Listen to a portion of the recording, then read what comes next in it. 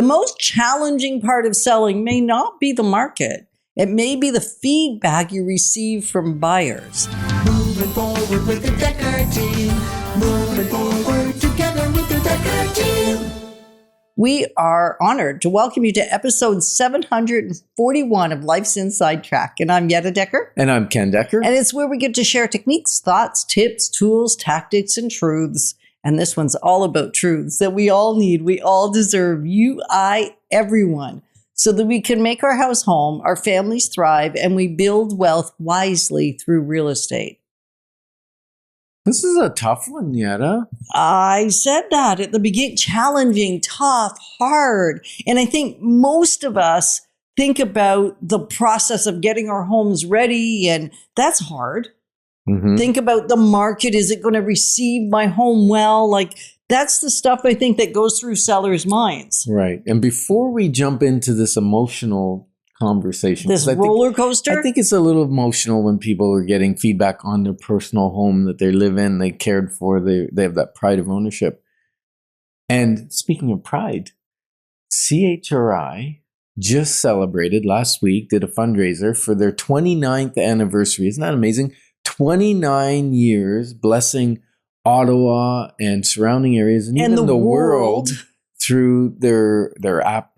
And you know what? We've been there since the beginning. 29 years we've been advertising on CHRI and supporting the CHRI ministry because we think it's very important. What do you think of that? I think it's incredible. In truths, as much as they're truths, and that's a truth, mm-hmm. Sometimes the truths that we hear or the perspectives that we hear hurt our heart.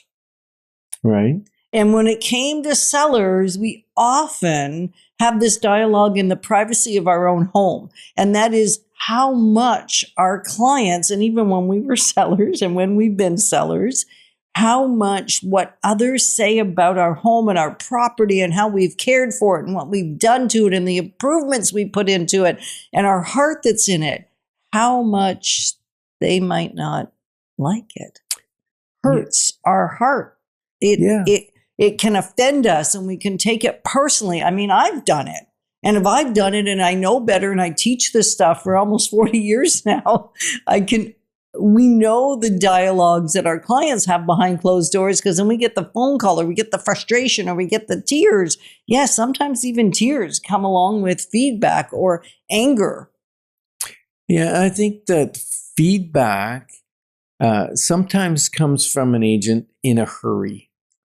You know, they're just trying to get it done. It's maybe the buyer has moved on. They're looking at other properties.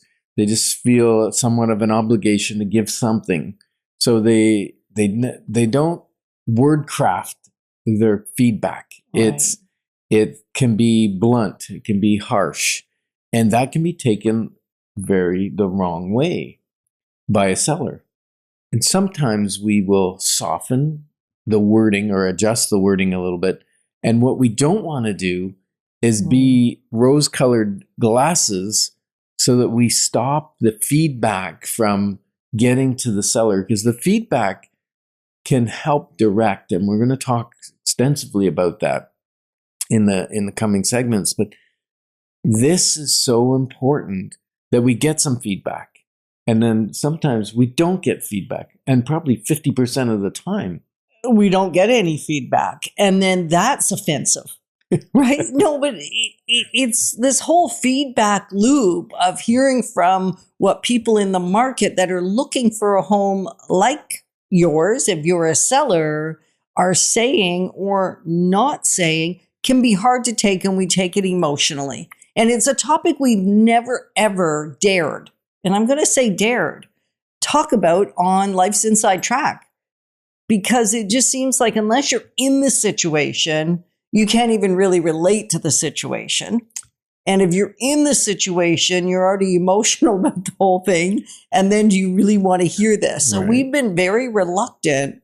Ken's been more reluctant than I, because I don't mind wandering into territory that might be a little muddy and might be a little uncomfortable, because if it prepares you for what you might experience when it's your turn. Mm-hmm. So I'm hoping that even if you're not selling right now, you're not thinking about selling right now, or even if you are selling right now, even if you're selling with us, this is a message that we're encouraging you not to take the feedback personal, because it's not a personal slam about you or your house.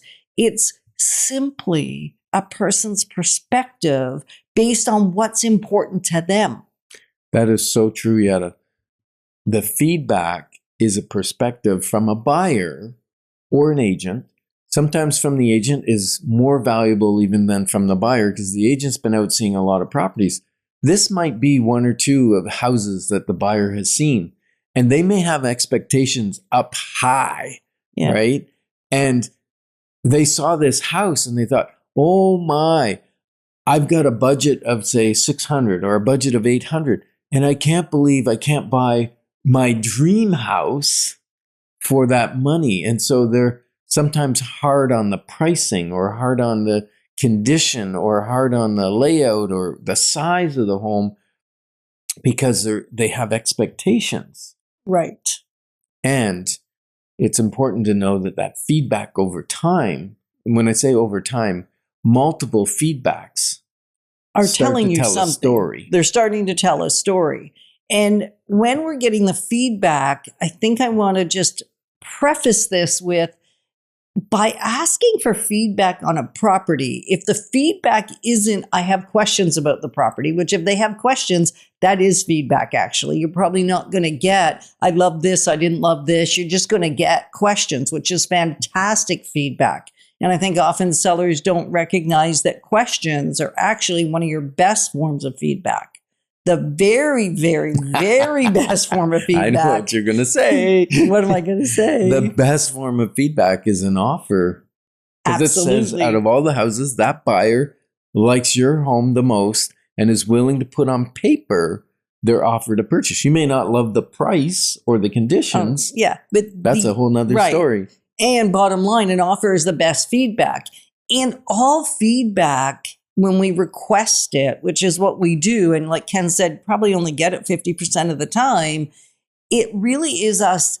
If the buyer isn't saying I have questions or I have an offer, we're really asking them to tell us why they don't like it. That's true. Really the nature of feedback. So you don't normally get all the positives. You only get their, I'm going to say, justification or reasoning for not moving ahead with questions or an offer. So it's the sheer process of feedback is the setup for not hearing the positive. Right. And if we want to say, hey, what do you love about it? They're not thinking about what they love about it if it's not the one for them. They're thinking about what they don't love about it. So if you're thinking, well, I do want to talk to you because I've never heard this topic addressed. I am thinking of selling and I want to be well poised, then a clarity call may be a great idea. Very simple. Jump on DekkerTeam.com. Right at the beginning, there's a little window that says book a clarity call. Click on that, pick a time or date for either Yetta or myself, and we will call you. Absolutely. And ultimately, we bring you these shows. Why? Why? Why? Because we love to give information and sometimes things that maybe you haven't even thought of before to make a crack, change the thinking, that kind of stuff, right? Yeah. So we're building wealth wisely together because it really is about much more than the money. And in the next segment, we're going to look at the deeper messaging and what you might be able to do with the information you get from feedback. Moving forward with the Dekker team. Moving forward.